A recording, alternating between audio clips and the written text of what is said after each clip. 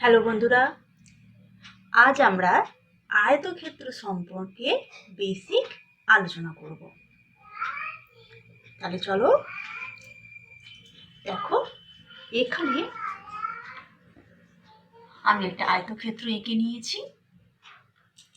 এই আয়তক্ষেত্রে চারটে বাহু, আয়তক্ষেত্রে চারটি বাহু অর্থাৎ আয়তক্ষেত্র এক ধরনের চতুর্ভুজ।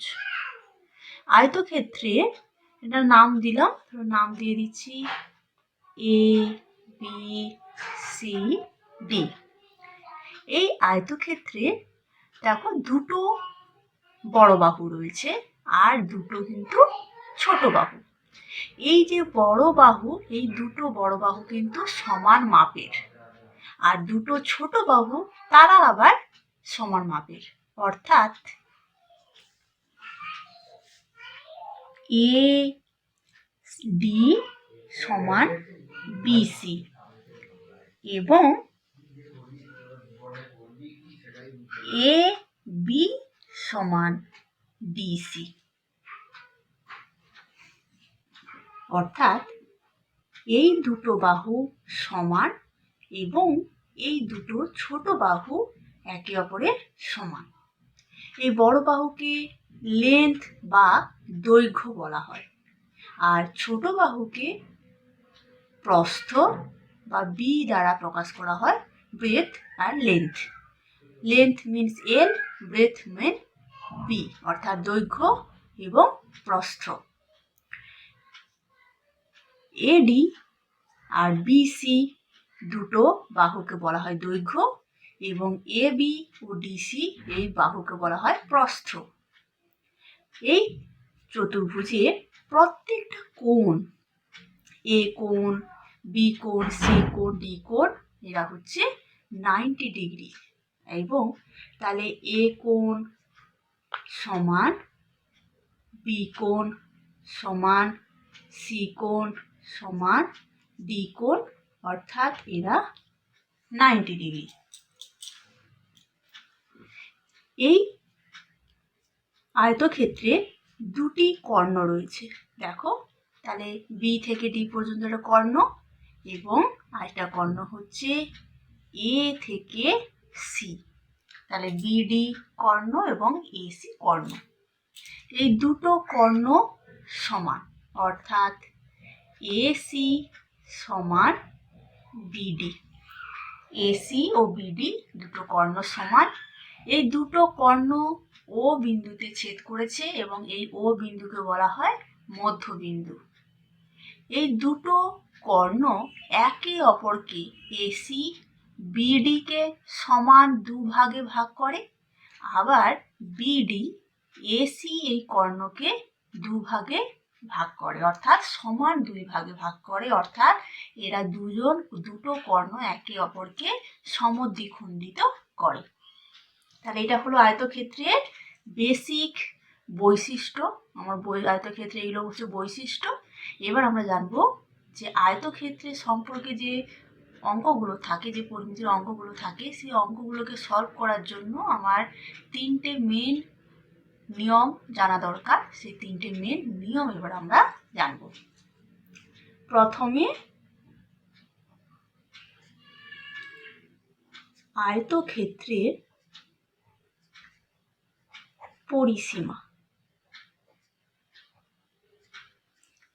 আয়তক্ষেত্রের পরিসীমা অর্থাৎ বলতে কি বোঝাচ্ছে, তুমি এই ধরো এ বিন্দু থেকে শুরু করে বি বিন্দু পর্যন্ত এলে, বি বাহু, এ বি বাহু, তারপরে বিসি বাহু, তারপরে সিডি বাহু, ডি এ বাহু, এই একবার যদি অতিক্রম করে, তাহলে এ থেকে শুরু করেছো এবং বি সি ডি এই এ বিন্দুতে গিয়ে পৌঁছলে, একবার অতিক্রম করলে, তাহলে এটাই হলো তার পরিসীমা। তাহলে অর্থাৎ এই আয়তক্ষেত্রের চারটি বাহুকে যোগ করলেই তার পরিসীমা পাওয়া যায়।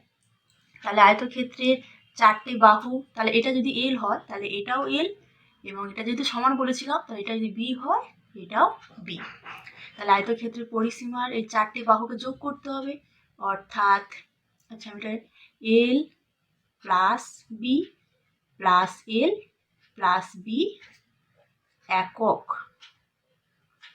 অর্থাৎ 2L, 2টা কমন নিলে একক, L প্লাস বি একক।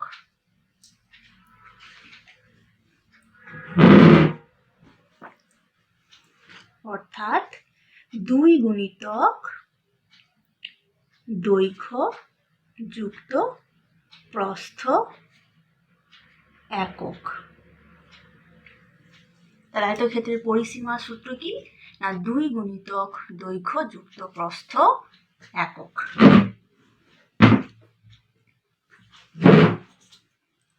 এরপরে আয়তক্ষেত্রের ক্ষেত্রফল। ক্ষেত্রফল মানে কি? যে আয়তক্ষেত্র, ধরো এই আয়তক্ষেত্র একটা জমি রয়েছে, কি আয়তক্ষেত্র একটা টেবিল রয়েছে, তাহলে এই আয়তক্ষেত্রের ক্ষেত্রফল বলতে এই মাঝ বরাবর মানে জমিটা কতটা পরিমাণ জমি রয়েছে সেইটা জানতে হলে আমার ক্ষেত্রফল জানা প্রয়োজন। তাহলে ক্ষেত্রফলটা সূত্রটা কি? না ক্ষেত্রফলের সূত্র হচ্ছে L গুণিতক বি বর্গ একক, অর্থাৎ দৈর্ঘ্য গুণিতক প্রস্থ